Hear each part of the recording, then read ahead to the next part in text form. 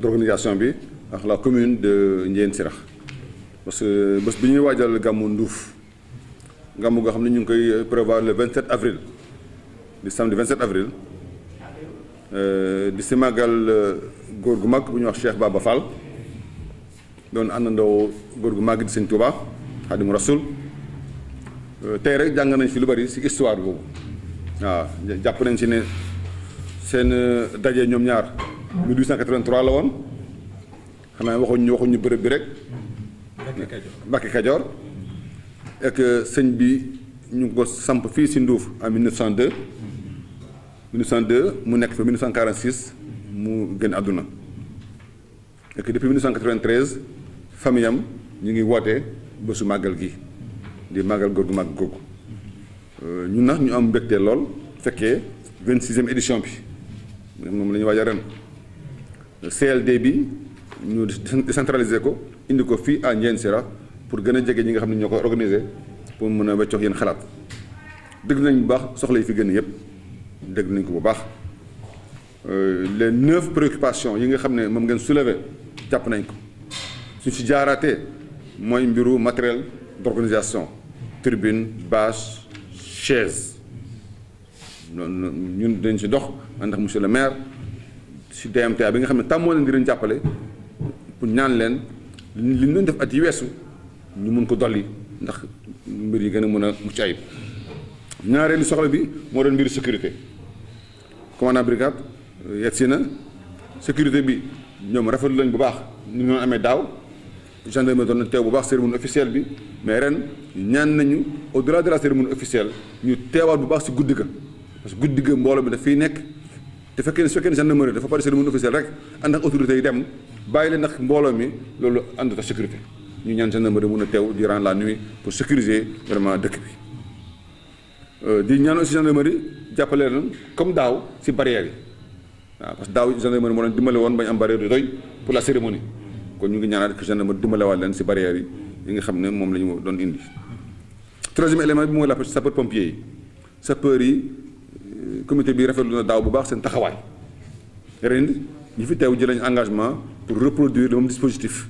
ba nga xam ne dinañ ñëw présent mën a satisfaire besoin population bi. ñeenteel bi mooy service d'hygiène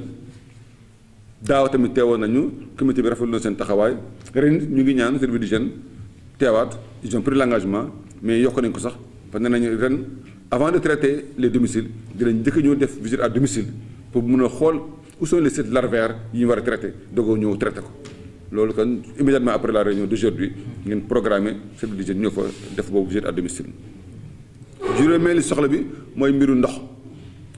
dëgg la dëkk ba am na ndox forage yi nga ni jox ndox mais bés bu mel noonu gan yi di bëri dañu soxla lu renforcer le système moo tax dinañ demander am au minimum ñaari camion service hydraulique mu ñëw positionner fa pour renforcer ndox mi. juróom-benneelu soxla bi mooy piste bi ñu war a arroser parce que piste bi latérite la diggante Xombol ba Ndiéyène Sirakh gan yi day bëri oto yi bëri poussière bi day bëri et kilifa di fa ñëw ñu ñaan à ce que ñu mën a arroser piste bi vendredi bi ak samedi ak dimanche loolu aussi incha allah dinañu demander à des entreprises yoo xam ne ñu ngi stationné au niveau local pour ñu may ñu dimbali ñu abal ñu quand même ci terme ñu mën a arroser loolu incha allah am nañu yaakaar ne du ñu war a mën a jafe. juróom-ñaareel bi moo doon mbiru Senelec daaw comité bi rafetlu na taxawaayu Senelec parce que Nduuf nekkoon na hors de restage ren aussi Senelec teew nañu fi ci CLD bi jël nañu engagement que dinañ mettre Nduuf hors de restage pendant au moins 3 à 4 jours waaw et que dinañ étudier ak monsieur le maire problème extension bi ñu demandé à ce que réseau bi mën a yegg ba ci daara ji ak yeneen kër yi nga xam ne moo wër bërëb boobu. juróom-ñaareel bi moo doon mbiru wër-gu-yaram santé bi parce que Nduuf amul poste santé dañuy demander à ce que le médecin chef de district ak ICP bi nekk Ndiéyène Sirakh ñu mën a installer à Nduuf un poste santé avancé positionné fa aussi benn ambulance pour durant la cérémonie mën a faj soxla askan wi su fekkee am nañu problème wër-gu-yaram. 9e bi moo doon mbiru sécurité alimentaire boobu rek la moo ñu si xaw a jaaxal parce que dafa fa jàmp parce que CSA ñi joxe ndigal li Dakar la ñuy nekk demande bi waroon a jiitu loolu bu yàgg mais à 15 jours xalaat ne mën a jafe mais terewul ñu jiim si rek mais xalaat ne mën a jafe loolu daal mooy soxla yi nga xam ne moom nañ fi soulever te ñu fas yéene en tout cas ñun service état ak ñi fi nekk yëpp jàpp si ba lépp mën a sotti ñuy demander à ce que tey ba bés ba ñun autorité ak monsieur le maire ak comité d'organisation bi bu ñu jóg chaque jour di jokk waaw di natt fu ñu toll pour mën a saafara yëpp balay bés ba voilà fas nañ yéene aussi cérémonie officielle ba ñu ñëw teew si comme ni ko doon defee ànd ak suñu ay kilifa waaw parce que at bu nekk ministre moo doon teew àndoof am nañ yaakaar ne ren aussi na ministre dina fi teew ànd ak gouverneur préfet ak sous-préfet ñëw jëmmal bés bi waaw loolu daal moo doon solo bés bi mais terewul nag déglu nañu bu baax aussi doléance bi ngeen wax ci mbiru goudron bi waaw loolu moom xam ne monsieur le maire da ko répété rek mais man depuis que bi ma fi nekkee ba léegi chaque weer du ma sa weer maire moom loolu mooy doléance am principal mooy goudron bi war a jógee Xombol romb Ndiéyène Sirakh dem ba Sandiara loolu soxla la effectivement besoin de développement la au niveau supérieur yëg nañu ko mais effort yi nga xam ne état du Sénégal mu ngi koy def jëmale ko ci mbiru infrastructure ñëpp gis nañ ko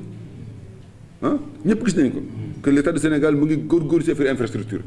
mais xëy na lépp sotti moo jafe mais nañ jàpp ne goudron bi moom ci programme prioritaire la ñun que li ñuy ñaan mooy comme que déwén incha allah Ndiéyène Sirakh moo ayee fête indépendance 4 avril parce que ren arrondissement Thiénaba dañ jël décision que fête indépendance 4 avril ñu def ko de façon tournante ci commune yi nga xam ne ñoo nekk biir arrondissement Thiénaba ren Thiénaba la woon déwén incha allah Ndiéyène Sirakh la at bi ci topp Touba Toul la après Ngouniane comme que déwén nag Ndiéyène Sirakh la ñun suñu sañoon suñu xale yi défilé ci kaw goudron loolu moom suñu sañoon loolooy am waaw kon xam naa ne taxawaay bi ak rapport yi dina gën a fës pour que yàlla may ñu ba gouvernement mën a satisfaire boobu doléance muy goudronner la route Xombol Sandiara en passant par Ndiéyène Sirakh waaw donc kaddu yooyu lañ ci boo yëkkati encore une fois di leen gërëm di leen xamal ne monsieur le maire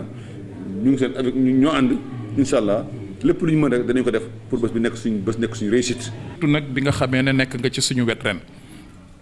di gën a insister nag ci commandement brigade gendarmerie ñëw na dëgg la sécurité bi soxla nañ ko lool ci cérémonie bi soxla nañ ko avant cérémonie bi mais ci guddi gi lañu ko gën a soxla parce que xam nga ay yàqkat màggal Senelec def li mu war a def yépp ba nga xam ne délestage amul ñooñu dem di manipuler courant bi muy arrêté loolu wax dëgg yàlla su fa gendarmerie nekkoon du am ñoo ngi leen di bàyyiloo xel nekki noonu itam chef de village wax na ko samba boy yi comme li ëpp ci màggal nit ñi dañuy génn nekk ci màggal gi samba boy yi dañuy potoxlu di dugg ci biir kër yi loolu itam noo ngi sàkku gendarmerie bàyyi ci xel bu baax a baax a baax la ca des nag préfet xam naa jàmp na lool parce que DMTA lañ war a liggéeyal kon li ñuy wax temps de grâce amatul daal di tàmbali liggéey la pour DMTA moom surtout moom mu taxaw ci matériel bi nga xam ne moom la ñu soxla beneen bi daal préfet moom lay daaneele kuy kilifa diine ci Ndiéyène Sirakh kuy kilifa politique ci Ndiéyène Sirakh képp koo xam ne Ndiéyène Sirakh la dëkk muy intellectuel wala muy simple habitat sa soxla tey bi gën a mag mooy yoon bii daal fexe ba Ndiéyène Sirakh enclavement bii mu nekkee mu jóge ci loolu mooy suñu soxla su jëkk ci état wu Sénégal te jàpp nañu ne it nag revendication la bu war a am parce que tey bu fekkee président de la république bi dafa am vision ne dafay def Sénégal émergent tëral plan boo xam ne dafay dem ba 2035 mu bëgg a développer réew mi mais autoroute bi nga xam ne moo jóge Dakar ñëw Mbour préfet autoroute bi nga xam ne moo jóge Dakar jëm Touba muy Ila Touba ñaari autoroute yooyu yoon bii mooy bi nga xam ne moo koy relier préfet les 2 routes nationales muy route nationale numéro 2 route nationale numéro 3 yoon bii moo koy relier moo leen di jokkale gis nga préfet fii ci Ndiéyène Sirakh ak ci Sandiara ci wàllu agriculture fi mu nekk bokk nañ ci ñi ci gën a jëm kanam ci wàllu maraîchage léegi ñu dab zone de Niayes booy ñibbi sax ma may la pomme de terre bu jóge sama tool mais foofu la ñu fii lañ koy jaarale pour dugal ko ci biir réew mi muy indi ay jafe-jafe maintenant Touba li ñuy am ci jën muy jóge ci Mbour oto yi nga xam ne ñoo koy jël fii la ñuy jaar pour yóbbu ko Touba ñi nga xam ne ñooy jóge ci Sine Saloum di dem Tiwaawoon pour gàmmo ji ñi ci ëpp fii la ñuy jaar pour jaar ci Brutel bi nga xam ne moo nekk Xombal yéeg dem Touba Toul dem Tiwaawoon plutôt ma yaakaar ne la loolu ku soxla développement Sénégal waroo ko seetaan dafa jot il est temps ñu ñuulal nag bitumé Ndiéyène Sarax Xombol wala sax Xombol ba Sandiara donc maa ngi lay sant bu baax nag di la gërëm sama xol sedd na bu baax ci ni ñu doxale CLD bi sama yaakaar itam yokku na ci bu baax a baax maa ngi ñaan yàlla na nu yàlla àggale ci bis bi ci jàmm maa ngi sant ñëpp di gërëm ñëpp. Aujourd'hui, nous avons tenu le CLD spécial que nous avons organisé à Ndiéyène Sarax pour préparer le Magal annuel de Ndouf sur la demande du marabout, maire de la commune de Ndiéyène Sarax. Ce CLD que nous avons tenu avec tous les services de l'État présents, à savoir la gendarmerie, le service d'hygiène, la Sénélec, les sapeurs-pompiers, entre dans le cadre des préparatifs de ce grand événement religieux. Il fallait que les services de l'État soient auprès du comité d'organisation pour qu'ensemble, nous puissions prendre toutes les dispositions nécessaires. La rencontre a permis de faire le point sur l'édition de l'année dernière. On a noté que le comité d'organisation était très satisfait de ce qui a été fait l'année dernière. Cette année, les mêmes demandes ont été reconduites. Et les services de l'État se sont engagés à apporter au comité d'organisation toute l'assistance nécessaire en termes de présence sécuritaire, en termes de traitement du service d'hygiène, en termes d'appui matériel de la DMTA pour les bâches, tribunes et chaises, en termes de santé. La Sénélec s'est engagée à mettre hausse de restage de tout Ndouf et environ durant au moins 3 jours.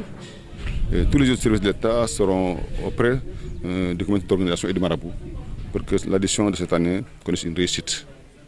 Parce qu'une grande affluence est attendue à Ndouf durant 3 jours. Voilà pourquoi nous avons tenu à être là, pour que le marabout, les talibés, toute la communauté de Ndouf et environ voient que l'État est présent à leur côté pour leur apporter toute l'assistance nécessaire afin que la manifestation soit une réussite. Le bitumage de l'axe Xombol-Sandiara est une vieille doléance, certes, mais nous sommes convaincus que l'État a pris en charge cette doléance et que les travaux peut-être vont démarrer dans très peu de temps parce que c'est une vieille doléance et que cet axe-là est un axe très important. C'est un axe qui relie la nationale 1 à la nationale 3. C'est un axe qui relie l'autoroute Ila Touba à l'autoroute AIBD Mbour. Donc c'est un axe très important. Et c'est sûr que les services de l'État ont pris la pleine mesure de cette doléance-là, que nous avons relayée à plusieurs reprises. Et nous avons espoir que ce sera bientôt réalisé.